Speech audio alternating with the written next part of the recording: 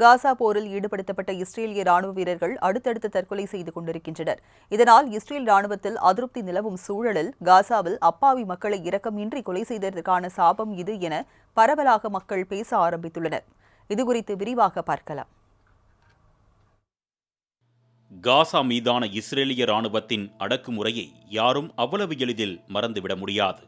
Hamas என்னும் அமைப்பினரால் தங்களுக்கு ஆபத்து என்ற ஒற்றை கூற்றை எடுத்துக்கொண்டு தற்பொழுது வரை இஸ்ரேல் நாட்டின் பிரதமர் பெஞ்சமின் நெதன்யாகு ஆடும் வெறியாட்டத்திற்கு உலக வல்லரசு நாடுகளும் துணை போகிறது என்பதே மக்களின் ஆதங்கமாக உள்ளது. ஆம், பெண்கள், குழந்தைகள் என யாரையும் விட்டு வைக்காமல் அடித்து துவம்சம் செய்கிறது இஸ்ரேல் ராணுவம்.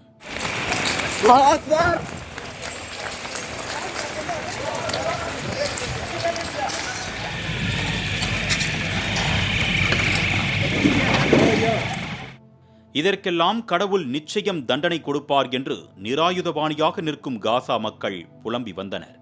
இது கடவுளின் செவிகளுக்கு எட்டிவிட்டதோ என்று நினைக்கும் வகையில் தற்பொழுது இஸ்ரேல் ராணுவத்தில் அதிபயங்கர சம்பவங்கள் அரங்கேறி வருகின்றன. அப்படி என்ன பயங்கரம் என்று பார்த்தால், தெற்கு இஸ்ரேலில் உள்ள டைமன் ராணுவ தளத்தில் இஸ்ரேல் ராணுவ வீரர் தன்னைத்தானே சுட்டுக்கொண்டு தற்கொலை செய்து கொண்டிருக்கிறார்.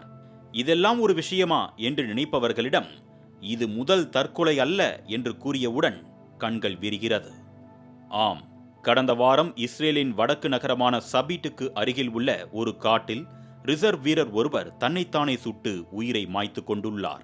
இதற்கு காரணம் காசா போரினால் ஏற்பட்ட மனநல பிரச்சனைகள் என்று மருத்துவர்கள் கூறினாலும் பெண்கள், குழந்தைகள் என்றும் பாராமல் கொலை செய்ததன் விளைவு என்கின்றனர் பிற தரப்பினர்.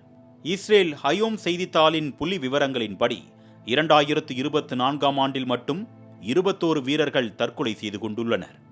இதுபோன்ற சம்பவங்களை கட்டுப்படுத்த இஸ்ரேலிய ராணுவம் மனநல ஆலோசனைகளுக்கான உதவி மையங்களை நிறுவி மனநல ஊழியர்களின் எண்ணிக்கையை அதிகரித்துள்ளது. இதுகுறித்து ஆழ்ந்து விசாரித்த போது ராணுவ வீரர்கள் தூக்கமின்றி தவிப்பதாகவும் மரண ஓலங்களும் கதறல்களும் தங்களது கனவுகளில் வருவதாக கூறுவதாகவும் தெரிகிறது.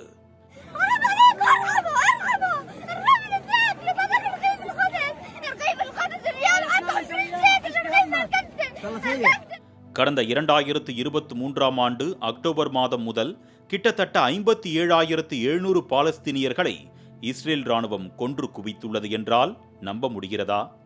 அவர்களில் பெரும்பாலானோர் பெண்கள் மற்றும் குழந்தைகளாவர். காசாவில் போர்க்குற்றங்கள் மற்றும் மனிதகுலத்திற்கு எதிரான குற்றங்களுக்காக இஸ்ரேலிய பிரதமர் பெஞ்சமின் நெதன்யாகு மற்றும் அவரது முன்னாள் பாதுகாப்பு அமைச்சர் யோவ் கல்லண்ட் ஆகியோரை கைது செய்யுமாறு சர்வதேச குற்றவியல் நீதிமன்றம் கடந்த நவம்பரில் உத்தரவிட்டது.